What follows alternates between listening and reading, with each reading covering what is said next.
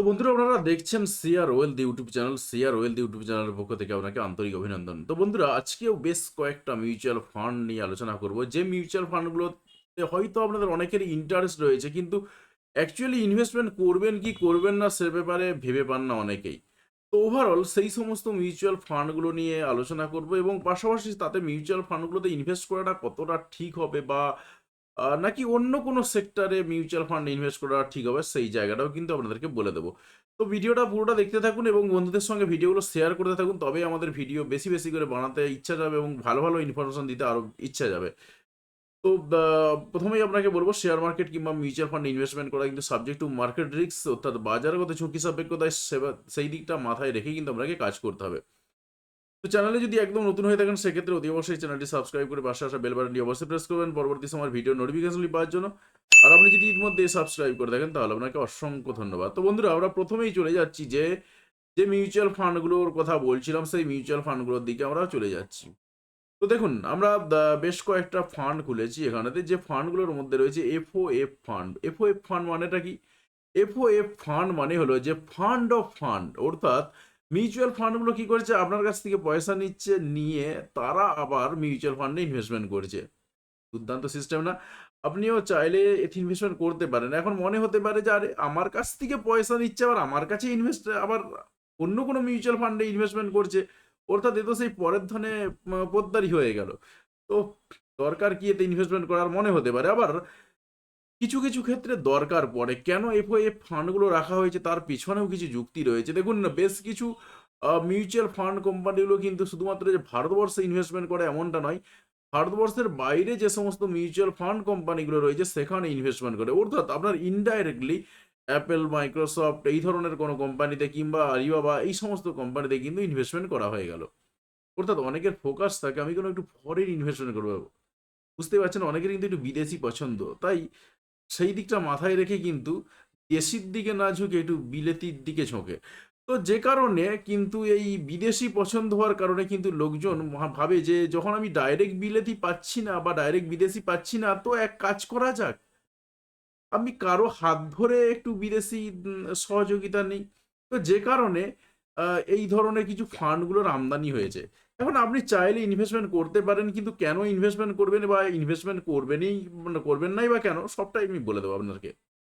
দেখুন, প্রথমে যে ফান্ডটা এখানে দেখতে পাচ্ছি, আমি বেশ কয়েকটা এফওএফ ফান্ড সার্চ করে নিয়েছি।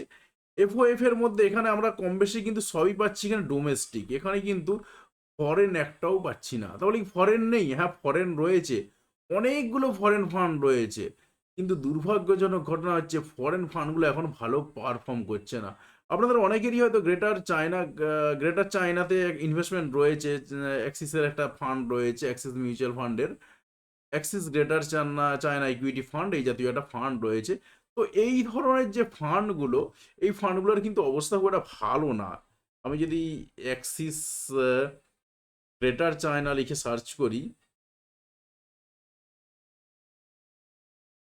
গ্রেটার চায়না ইকুইটি ফান্ড, এই ফান্ডটার যদি আমি দেখি, এই ফান্ডটার কিন্তু অবস্থা যে খুব একটা ভালো জায়গায় রয়েছে এমনটা না। আমি কাজ করছি, ঠিক আছে, ভ্যালু রিসার্চের পেজটা খুলছি। ভ্যালু রিসার্চের পেজটা একটু বেটার হবে হয়তো। তো ওভারঅল এই ফান্ডটার দিকে যদি আমি একটু চোখ রাখি যে কি অবস্থা রয়েছে, তো এখানে ইনভেস্টমেন্ট কতটা করা ঠিক হবে কি না হবে, সেই দিকটা যদি একটু দেখে নিই। তো ওভারঅল কিন্তু ২ বছরের রিটার্ন আপনারা দেখতেই পাচ্ছেন, ২ বছরের রিটার্ন হচ্ছে -11.26%। সুতরাং বুঝতেই পারছেন যে ২ বছরের রিটার্ন মানে আপনার -11.26%, মানে হিউজ একটা কিন্তু লসে রান করছে এই ধরনের ফান্ডগুলো। এটা কিন্তু এফওএফ ফান্ড। দেখুন, আমি বলেই গেলাম যে অনেকের একটু বিদেশি পছন্দ বা বিলেতি পছন্দ, যে কারণে কিন্তু এই ধরনের ফান্ডগুলোতে লোকজন ইনভেস্টমেন্ট করেন বা আমরা অনেক সময় ইনভেস্টমেন্ট করি। আবার এমনটা মনে হয় যে বোধহয় ভারতের ইকোনমির কিচ্ছু নেই, সব ধসে চলে গেছে। আল্টিমেটলি আমি যদি মাইক্রোসফট কিংবা অ্যাপেলে ইনভেস্টমেন্ট করে রাখতে পারি কিংবা চায়নাতে ইনভেস্টমেন্ট করতে পারি, তাহলে মনে হয় অনেক ভালো ফায়দা লুটতে পারবো। কিন্তু আখেরে কি ঘটনা আমি দেখিয়ে দিলাম। গ্রেটার চায়না ইকুইটি ফান্ড যদি আপনার ইনভেস্টমেন্ট করা থাকে, আমি আপনাকে এখানে বলতে পারি আপনি ফান্ডটাকে এই মুহূর্তে স্টপ করে দিতে পারেন। আবার নাও করতে পারেন, আপনার ব্যক্তিগত পছন্দ। আমি যদি আপনি আপনি আমাকে জিজ্ঞাসা করেন যে আমি কি করব? ফান্ডটা কি কন্টিনিউ করব নাকি না থামিয়ে দেবো? আমি এর আগে তো একটা ভিডিওতে বোধহয় বলেছিলাম যে যদি ফান্ডটা থেকে থাকে স্টপ করে দিন। স্টপ করে দিয়ে আপনি অন্য ফান্ডে যান। দেখুন এখানে যে কটা ফান্ড আমি দেখতে পাচ্ছি এগুলো কোনোটাই কিন্তু বিলেতি ফান্ড না। প্রত্যেকটাই কিন্তু দেশি ফান্ড, এবং এই দেশি ফান্ডগুলো দেখুন সবকটা কিন্তু ডোমেস্টিক রয়েছে। অর্থাৎ এরা আপনার থেকে নিয়ে অন্য একটা মিউচুয়াল ফান্ড ইনভেস্ট করছে। তো এখানে যদি আমি ক্যাটেগরি সাজিয়ে নিই তাতে করে কে কোথায় আসছে না আসছে, এক্সপান্স রেশিও খুবই কম। যা হয় ধরুন যদি যদি এখান থেকেও পয়েন্ট 0.07 এই পার্সেন্টটাও পাওয়া যায়, যারা ইনভেস্টমেন্ট করছেন করবেন ভাবছেন, তা মন্দ কিসের? ওভারঅল 10 বছরের সিএজিআর আমরা কিছু পাচ্ছি না, 5 বছরের সিএজিআর রেসপেক্টিভ সাজিয়ে নিচ্ছি। 5 বছরের সিএজিআর রেসপেক্টে সাজিয়ে আমরা দেখতে পাচ্ছি যে পরের ধনে পোদ্দারি করেও কিন্তু 16% মতন রিটার্ন দিয়েছে আইসিআইসিআই প্রুডেন্সিয়ালের একটা ফান্ড। এছাড়াও কিন্তু আইসিআইসিআই প্রুডেন্সিয়াল আরও রয়েছে ভারত 22 ইটিএফ এফওএফ ফান্ড। এছাড়াও রয়েছে আইসিআইসিআই প্রুডেন্সিয়াল ফান্ড। ওভারঅল কিন্তু 12% 13% করে রিটার্ন দিয়ে গেছে। আমি যদি আবার 3 বছরের রেসপেক্টে দেখি সেখানে কিন্তু আবার আরও বেশি বেশি আইসিআইসিআইয়ের ফান্ডগুলো বলা যেতে পারে এফওএফ ফান্ডের মধ্যে বেশ কয়েকটা রয়েছে যারা একদম প্রথম সারিতে অবস্থান করছে মোটামুটিভাবে 30% মতন। প্রথমেরটা তো আমি এক প্রকার 40%-এর মতনই দেখতে পাচ্ছি, 39.51% মানে 40%ই বলা যেতে পারে। পাশাপাশি কিন্তু আইসিআইসিআইয়ের আরও একটা ফান্ড রয়েছে, ICICI Prudential India equity fund. যাই হোক আপনারা বাকিগুলো দেখতে পাচ্ছেন, তো আমি নাম বলছি না আর, কারণ এই ফান্ডটাতে খুব একটা আমার ইন্টারেস্ট নেই। তো 30.87% রয়েছে। তারপর আইসিআইসিআই আরও একটা ফান্ড রয়েছে, সেটা 30.97% রয়েছে। আইসিআইসিআই আরও একটা ফান্ড রয়েছে যেখানেও কিন্তু 25% রিটার্ন রয়েছে। ওভারঅল কিন্তু আমরা দেখতে পাচ্ছি যে রিটার্ন কম বেশি এইরকম লেভেলের রয়েছে। অর্থাৎ এরা কিন্তু কি করছে, আপনার কাছ থেকে পয়সা নিয়ে আবার অন্য একটা ফান্ড ইনভেস্টমেন্ট করছে। আমি বলেই গেলাম যে এখানে যে কটা ফান্ড আমরা পাচ্ছি প্রত্যেকটা কিন্তু ডোমেস্টিক ফান্ড। এই ডোমেস্টিক ফান্ডের বাইরেও কিন্তু ফান্ড রয়েছে, যার মধ্যে আমি দেখিয়ে দিলাম একটা গ্রেটার চায়না ফান্ড। তো ওভারঅল কিন্তু সেটা ডাউনের জায়গাতে রয়েছে। এখানে আপনি আরও বেশ কয়েকটা ফান্ড পাবেন নাসডাকে ইনভেস্টমেন্ট করছে। এই ধরনেরও বেশ কিছু ফান্ড পাবেন যে তারা কি করছে না, আপনার থেকে পয়সা করে নিচ্ছে, নিয়ে তারা নাসডাক একটা নাম দিয়ে দিয়েছে। কিংবা আপনার আরও অন্যান্য যে সমস্ত স্টক এক্সচেঞ্জগুলো রয়েছে, বিদেশি স্টক এক্সচেঞ্জ বা বিলেতি স্টক এক্সচেঞ্জ, সেই সমস্ত স্টক এক্সচেঞ্জের নাম দিয়েছে যেইখানে ইনভেস্টমেন্ট করছে। আলটিমেটলি কিন্তু তারা কি করছে, আপনার কাছ থেকে পয়সা নিয়ে তারা ওই ধরনের কোনো বিদেশি ফান্ডে, সেটা হতে পারে নাসডাক, হতে পারে ডজন্স, যেখানে খুশি আপনার, তারা করছেটা কি, আপনার সেখানে ইন্ডেক্স ফান্ডে ইনভেস্টমেন্ট করছে। এবারে সেখান থেকে যে রিটার্নটা পাচ্ছে তার একটা পার্সেন্ট তারা রাখছে, বাকি কিছুটা আপনাকে দিয়ে দিচ্ছে। এবারে আপনাকে বলি যে ইন্ডিয়ান ইকোনমির যদি আপনি গ্রোথ দেখেন, আমার যদি প্রিভিয়াস কয়েকটা ভিডিও দেখেন, ইন্ডিয়ান ইকোনমির গ্রোথের হিসাব নিকাশও মোটামুটিভাবে দিয়েছি, জিডিপি গ্রোথ রেট কীরকম রয়েছে, এবং আগামী আরও কয়েকটা বছর যদি সব ঠিকঠাক থাকে তাহলে জিডিপি গ্রোথ রেট কোন দিকে যেতে পারে সেই দিকেও কিন্তু মোটামুটিভাবে একটা জায়গা রয়েছে বা ফোরকাস্ট করা হয়েছে। স্ট্যাটিস্টা ওয়েবসাইট থেকে আপনি দেখে নিতে পারেন।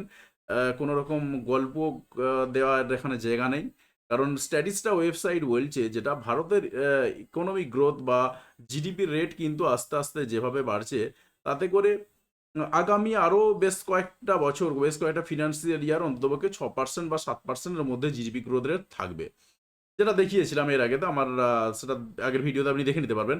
তো ওভারঅল যদি এই গ্রোথ রেটটাও থাকে, আপনি কিন্তু ভারতের ইকোনমিতে যতই এই আপনার সেন্সেক্স নিফটি ডাউন খাক বা যাই হোক না কেন, দু একদিনের জন্য ডাউন খাবে আবার সেই উঠে যাবে, আলটিমেটলি কিন্তু আপনি একটা ভালো জায়গা গেন করতে পারবেন। এবং আপনি যদি প্রিভিয়াস বেশ কয়েকটা ভিডিও দেখে থাকেন, সেক্ষেত্রে আপনি দেখতে পাবেন যে স্মল ক্যাপ বা মিড ক্যাপ, কিংবা আপনার এমনকি যদি আপনি কোনো রকম রিস্ক নিতে নাও পছন্দ করেন, আপনি যদি ইন্ডেক্স ফান্ডেও ইনভেস্টমেন্ট করেন, ভারতবর্ষের ইন্ডেক্স ফান্ড যেটা, অর্থাৎ আপনার সেটা সেন্সেক্স হোক কিংবা নিফটি হোক, আপনি কিন্তু সেখান থেকে অনেক ভালো গেন করতে পারবেন। সুতরাং আপনার এই জাতীয় ফান্ডে, অর্থাৎ এফওএফ বা অর্থাৎ ফান্ড অফ ফান্ড, এই জাতীয় ফান্ডে ইনভেস্টমেন্ট করার কোনো যুক্তি নেই। আর অলরেডি বিদেশি ইনভেস্টমেন্ট কমাতে বলে দিয়েছে সেবি পক্ষ থেকে, যে কারণে কিন্তু বিদেশি ফান্ডে আর সেভাবে ইনভেস্টমেন্ট, আপনি যদি দেখেন যে যারা পরাগ পারিকের ফ্লেক্সি ক্যাপে ইনভেস্টমেন্ট করেছেন, কিংবা শুধু পরাগ পারিকের ফ্লেক্সি ক্যাপ না, আরও বেশ কয়েক ধরনের ফান্ড রয়েছে, সেখানে কিন্তু দেখবেন তাদের যে বিদেশি ফান্ডে ইনভেস্টমেন্ট যেগুলো ছিল সেগুলো কিন্তু তারা আস্তে আস্তে কমিয়ে ফেলেছে বা অনেকটাই ডাউন খাই দিয়েছে।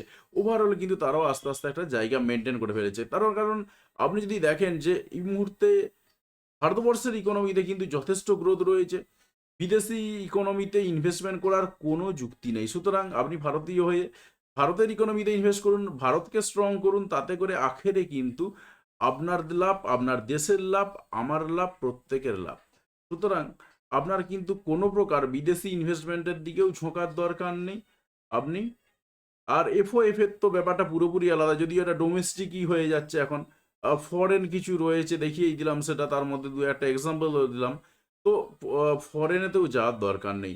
আপনি ভারতীয় যে সমস্ত মিউচুয়াল ফান্ডগুলো রয়েছে যদি আমি আপনাকে দেখিয়ে দিই, জাস্ট এই মুহূর্তে যদি কীরকম কী রেট রয়েছে বা কীরকম কী রেট চলছে সেই দিকটা যদি আমি আপনাকে দেখিয়ে দিই যে কী চলছে আলটিমেটলি, যদি ওভারঅল সমস্ত দিক থেকে আমরা দেখে নিই, আমরা যদি 10 বছর সিএজিআর রেসপেক্টেও ভাবি যে 10 বছর সিএজিআর রেসপেক্টে সমস্ত ফান্ডের হিসাবে 10 বছরের সিএজিআর দেখতে পাচ্ছেন আহ, আপনার 69.92, নিজের চোখকে বিশ্বাস করা যাবে না। কোন ফান্ড রয়েছে? HDFC money market fund. যাই হোক, এই ফান্ডটা আমি ছেড়ে দিচ্ছি, HDFC মানি মার্কেট আর এই লিকুইড ফান্ড আমি বাদ দিচ্ছি। HDFC লিকুইড ফান্ডটা আমি বাদ দিচ্ছি। কিছু কিছু ওভারনাইট ফান্ড রয়েছে, ওভারনাইট ফান্ডগুলোকে আমি বাদ দিয়ে তার নিচে যাচ্ছি। অর্থাৎ আপনার 7 নাম্বার থেকে আমি শুরু করছি, যে কারণে আমি একটু ফিল্টার করে নিচ্ছি, তাহলে আরও ব্যাপারটা ক্লিয়ার হয়ে যাবে। কারণ ওভারনাইট ফান্ডগুলোতে আপনি হয়তো বা এই মুহূর্তে পেয়ে যাচ্ছেন, কিন্তু সবসময়ের জন্যই যে পাবেন এমনটা কিন্তু কোনো গ্যারান্টি নেই। তো যে কারণে ওভারনাইট ফান্ডগুলো ছেড়ে দিন। আপনি যদি 10 বছরের রেসপেক্টে ভাবেন যে কোন ফান্ডটা সব থেকে ভালো জায়গায় রয়েছে, তাতে করেও কিন্তু আপনি নিপ্পন ইন্ডিয়া স্মল ক্যাপ ফান্ডটা পাচ্ছেন 30%। আপনার SBI স্মল ক্যাপ ফান্ডটা পাচ্ছেন 28.38%, প্রিভিয়াস ইয়ারে গ্রোথ দিয়েছে আর কি। অর্থাৎ এই ফান্ডগুলোর একটা সাস্টেনেবিলিটি রয়েছে, এগুলো দিতে পারবে। 3-5 বছরে যদি আমরা গ্রোথ রেটটা দেখি, 3 বছরের গ্রোথ রেটটা যদি দেখি, সেখানেও কিন্তু আমরা দেখতে পাচ্ছি এদের CAGR কিন্তু যথেষ্ট ভালো জায়গায় রয়েছে। সুতরাং আপনার কোনো যুক্তিই নেই যে এই সমস্ত আপনার অন্যান্য কোনো ফান্ডে ইনভেস্টমেন্ট করার। আপনি এই সমস্ত ফান্ডে ইনভেস্টমেন্ট করুন। আপনি ক্যাটাগরি সাজিয়ে নিন। কোনোটা স্মল ক্যাপে কিছুটা ঢাললেন, কিছুটা মিড ক্যাপে ঢাললেন, কিছুটা ফ্লেক্সি ক্যাপে ঢাললেন, কিছুটা সেক্টরালে ঢাললেন। আলটিমেটলি কিন্তু আপনি এইভাবে যদি স্ক্যাটারলি সাজিয়ে দেন আপনার ইনভেস্টমেন্টটাকে, তাতে করে দেখবেন আপনার আখেরে লসের সম্মুখীন তো হতে হবেই না। অনেক যথেষ্ট ভালো প্রফিট নিয়ে আপনি বেরিয়ে আসতে পারবেন, বা যথেষ্ট ভালো একটা হ্যান্ডসাম অ্যামাউন্টের আপনি রিটার্ন পেয়ে যাবেন। যদিও বা আপনাকে আরও একবার শেষে কথা বলবো যে মিউচুয়াল ফান্ড এবং শেয়ার মার্কেটে বিনিয়োগ করা কিন্তু সাবজেক্ট টু মার্কেট রিস্ক বা বাজারগত ঝুঁকি সাপেক্ষ। তাই সব দিকটা মাথায় রেখে সব দিকটা বিচার বিবেচনা করেই কিন্তু আপনাকে কাজ করতে হবে। কারণ প্রিভিয়াস ইয়ারে যে রিটার্নটা দেখাচ্ছে সেটা যে আপনি পাবেন তার কোনো গ্যারেন্টি নেই। তার কারণ আমি বলেই গেলাম যে এতদিন মনে করুন একটা ভালো সিচুয়েশন রয়েছে, সব ঠিকঠাক রয়েছে, সুন্দরভাবে চলছে, আপনি সব রিটার্ন খুব সুন্দর পেয়ে গেছেন। পরবর্তী সময়তে আপনি যখন ইনভেস্টমেন্ট করছেন, তার পরবর্তী সময়ে 10 বছর বা 5 বছর পরে কি হবে আপনিও জানেন না, আমিও জানি না। সুতরাং এটা কিন্তু গেস করা যায় না। শুধুমাত্র কি না, আমরা প্রিভিয়াস ইয়ারের ডেটার উপর বেস করে ভাবি যে যদি সব কিছু ঠিকঠাক থাকে, কারণ এখন কোনো দেশই যুদ্ধে জড়াতে চায় না। সুতরাং ইকোনমি ডাউন করিয়ে কারোরই খুব একটা লাভ হবে না। সেই সমস্ত দিক থেকে বিচার করলে বলতে পারা যেতে পারে যে আসলে ইন্ডিয়ান ইকোনমিতে যে গ্রোথটা রয়েছে সেই গ্রোথটা কিন্তু থাকবে, এবং আপনি আখেরে কিন্তু ভালো মুনাফা এখান থেকে পাবেন, বা আপনি ভালো রিটার্ন পাবেন। এখানে রিটার্ন বলবো, তো রিটার্ন আপনি কিন্তু আখেরে ভালোই পাবেন।